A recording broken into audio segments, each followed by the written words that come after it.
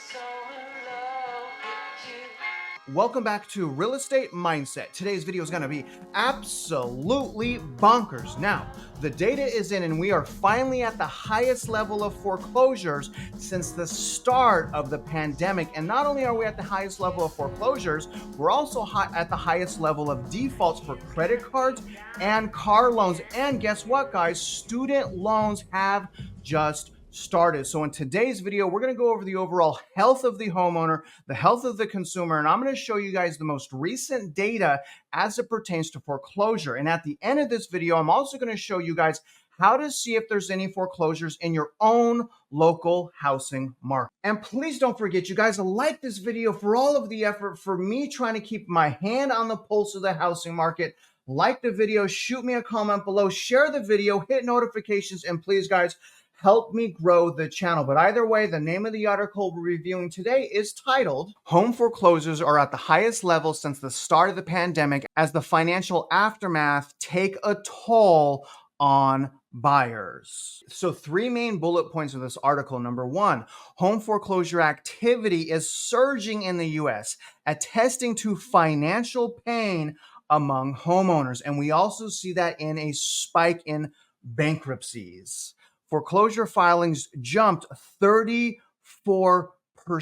you guys. So it jumped 34% over the past year to the highest level since the start of the pandemic. That's huge. That took a long time. That comes amid an already precarious time for the U.S. housing market, which has been slammed by high rates. The article starts, home foreclosure activity in the U.S. surged to the highest level since the start of the pandemic, a sign that financial aftermath of COVID-19 has been wearing out cash-strapped homeowners. Foreclosure filings, including default notices, scheduled auctions, and bank repossessions, jumped 28% in the third quarter from the prior quarter to 124,000. The real estate data group ATTOM said in a recent report. That represents a 34% surge from a year ago, attesting to growing financial distress among U.S. homeowners. Real quick, to put that number in perspective, 124,000 on a quarterly basis, when we compare that to the great financial crisis, is not a lot. But also remember, when we started 2006, the foreclosure rate was very similar to what it is today. So generally, the foreclosures really start to spiral out of control once the job loss starts to happen and once we're already in recession, which we're not even there yet. We're not even there yet. We're in the front end of a recession. We're in the front end of unhinged unemployment. So everything that I'm talking to you guys about today is only going to get worse as we go into 2023 and more than likely for the next couple years. Foreclosure activity appears to have been increasing steadily through 2023. September alone saw an 11% jump in foreclosure filings at 37,000. That's up 18% from September of last year. Mortgage lenders, meanwhile, began the foreclosure process on almost 69,000 properties in the U.S. over the past quarter. That's up 3% from the third quarter of 2022. That rise is partially attributed by the end of the foreclosure moratorium programs brought about during the pandemic, which were rolled back during the 2021 and 2022. That exposed a number of households that have been strained financially in the post-pandemic economy, with inflation still hovering well above the Fed's 2% target. And thank God that they have that 2% target, because could you imagine what would have happened if the Federal Reserve wouldn't have raised interest rates? And then also, could you imagine what have happened if they wouldn't have lowered interest rates? Foreclosures are on the rise again this quarter, as indicated by our latest foreclosure numbers. Even with the national economic upturn and job stability, it's evident that some households are still grappling with the pandemic's financial aftermath or encountering new challenges. Economists have warned that American consumers could grow even more strained over the following quarter, particularly as student loan payments resume. Making those payments could put more pressure on household finances, especially considering that 32% of borrowers say that they are not able to make their student loan payments at all. That's insane. Those stressors come amid an already precarious time in the housing market, where sales have shuddered to a near halt as high mortgage rates push buyers and sellers to the sidelines.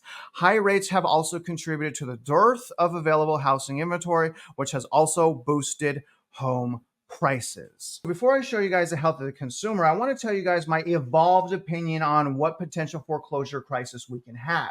Now, personally, I believe that the foreclosure crisis will get worse, or will be the absolute worst, probably at the end of 2025 or the beginning of 2026. Now, the reason I say that is I believe unemployment is going to be the worst in probably mid to end 2025 as a result of all of the corporate bankruptcies and the commercial real estate meltdown. But also don't forget that many of these corporations have debt that must be refinanced. And a lot of these companies cannot afford to refinance the debt that they must refinance. Let me show you guys the corporate bankruptcies. This is an article from Market Watch that will be linked in my description, but US corporate bankruptcies accelerate in the third quarter as 2023 rivals 2020 as the worst year in more than a decade. Now, really take a look at this chart, okay? This is year to date through September.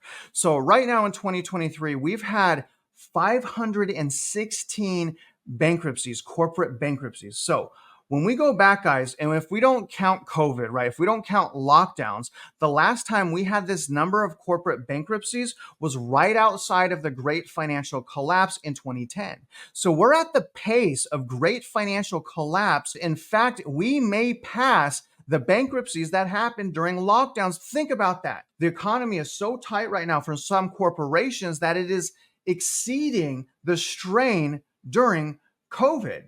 That's astonishing to me if we really think about how powerful the quantitative tightening is finally starting to become.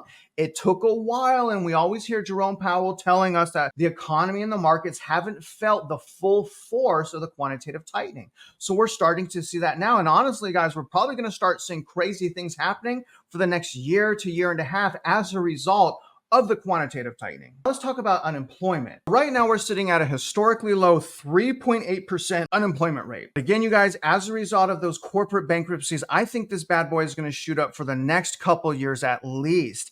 And again, if we go back in history, we see that the unemployment rate was relatively low entering in most of these recessions. In fact, it was lower. The unemployment was lower in some of the earlier recessions going back to the 50s and 60s. So the fact that unemployment is only 3.8% doesn't mean a lot. Plus, these numbers are tainted. The job numbers right now are absolutely trash, and most of it is part-time jobs anyway. So that 3.8%, that looks really solid. Not only does that low unemployment rate not really matter in the front end of a recession, but it's also more than likely much higher when we really look at the fact that full-time jobs are getting destroyed. And really the growth is in government jobs and part-time or seasonal jobs. Now, in addition to that, credit card delinquencies are also already past pre-pandemic levels. That's crazy. Look at the chart to the right of me. Look at the trajectory.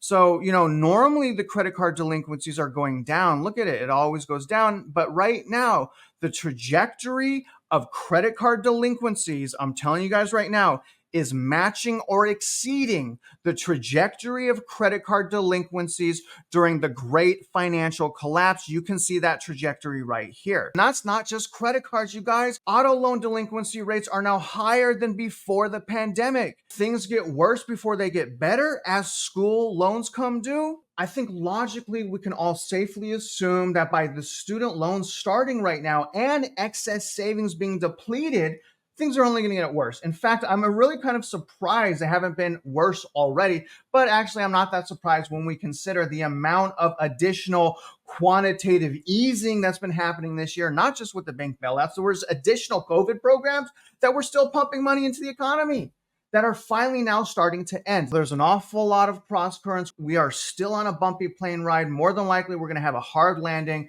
and I believe that hard landing is going to be brought on by the housing market. Now, I get this question a lot. Travis, where can I find the foreclosures? Where's a foreclosure listing? So let me show you guys exactly what to do if you want to find foreclosures in your own metro area. Now, if you're not a realtor or if you don't have access to MLS, all you need to do is use Zillow. Now, obviously, Zillow is not going to have all of the information, but Zillow does list active foreclosures. Let me show you. So I want to start from scratch. So when I go to Zillow, the first thing you're going to want to do is go to the more section right here and hit this drop down. When you hit the drop down, you're going to go here and you're also going to hit show more. So when you hit show more, it's going to give you the ability to select what type of listings you want to see. And all you're going to want to select is foreclosures, auction, foreclosed, and pre-foreclosures.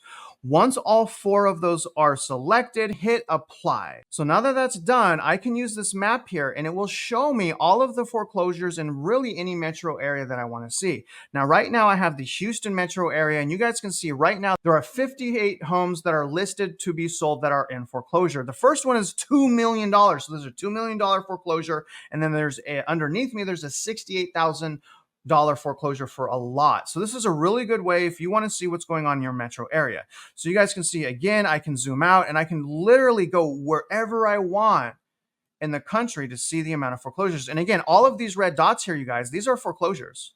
So foreclosures are picking up. So look at California. Let's zoom in San Diego, because San Diego literally has like no inventory. So this is crazy, you guys. Take a look at this. So in this area, let me zoom in a little bit more.